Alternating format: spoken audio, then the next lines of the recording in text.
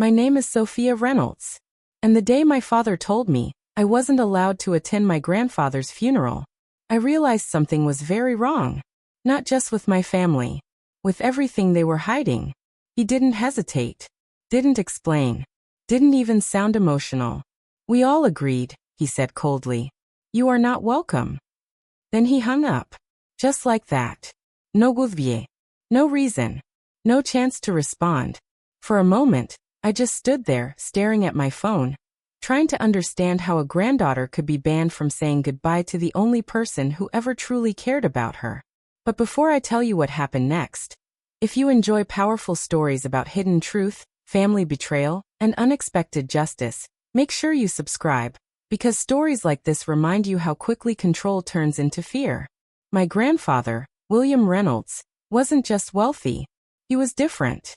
In a family where everything felt calculated, controlled, and cold. He was the only one who ever listened. The only one who saw me. The rest of my family didn't raise their voices. They didn't need to. They controlled through silence. Through expectations. Through quiet judgment.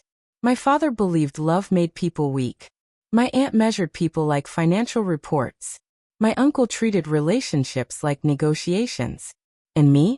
I learned early that the safest way to exist was to take up as little space as possible. I became careful, polite, easy to ignore, except to one person. My grandfather. He didn't try to change me. He didn't test me. He just asked questions and waited for real answers. Once, when I was younger and my father told me I was too soft to survive in this family, I locked myself in the bathroom and cried until I couldn't breathe. My grandfather knocked quietly. Not angry. Not impatient. Just present. Later, he told me something I never forgot. They confuse hardness with strength. Don't make that mistake. That was the only advice I ever needed. As I grew older, I built my life away from them. Quietly. Honestly. I didn't fight for their approval. I stopped expecting it. I married someone who didn't measure love like a transaction. And for the first time, my life felt real. But deep down, I still believed one thing, that when it truly mattered, family would show up. I was wrong. I didn't even find out my grandfather had died from them. It was a friend who called me. Careful voice. Hesitant. Like she already knew what my reaction would be. And when I heard the words, everything inside me went silent. I waited for my phone to ring again. For someone in my family to say, "Come home." It never happened. So I called my father. And instead of grief, I got a decision. Already made. Already agreed. Already final. That was the moment something inside me shifted. Not just pain. Something deeper. Because if they could erase me from his funeral, what else had they erased? The day of the funeral felt unreal. No black dress. No address.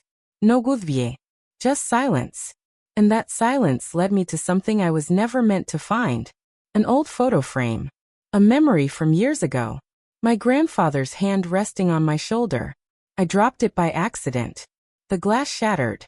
And behind it, there was something hidden. A letter. Folded carefully. Written in his handwriting. For a moment, I couldn't even breathe. Because I already knew. This wasn't random.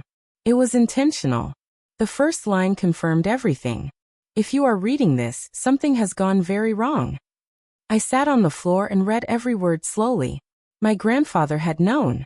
He wrote about pressure. About decisions being made around him. About people trying to control things that weren't theirs to control. And then one sentence changed everything. If my wishes are questioned, this letter proves I did not consent. That wasn't just a message. It was protection. For me. That's when I understood. They didn't exclude me from the funeral because of emotions. They excluded me because of information. Because I had something they couldn't control. And they were right to be afraid. The moment I spoke to a lawyer outside the family, everything changed. Not loudly. Not dramatically. Strategically. Because truth doesn't need volume. It needs proof. And I had it. The pressure came immediately. Calls. Messages. Warnings disguised as concern. Let this go. You don't want problems. Think carefully. But fear only works when you're uncertain. And I wasn't anymore. The meeting with my family felt like stepping into a controlled environment designed to make me smaller. Glass table. Perfect posture. Measured voices. Everything they always used to stay in control. But this time, it didn't work. Because I wasn't there to belong. I was there for the truth. When I placed the letter on the table, everything changed. They didn't shout. They didn't deny it immediately. Because deep down, they recognized it.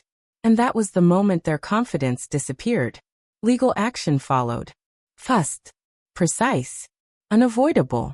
And when the forensic results came back, it confirmed everything. The letter was real.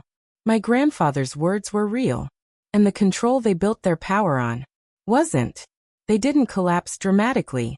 There were no public scenes. No loud consequences. Just something much worse for them. Loss of control. Quiet. Permanent. And me? I didn't win anything. Not money. Not power. Something far more important. Clarity. Because in the end, this was never about inheritance. It was about truth. About being seen. About refusing to be erased. And for the first time in my life, I wasn't trying to prove anything to them. I was finally protecting myself.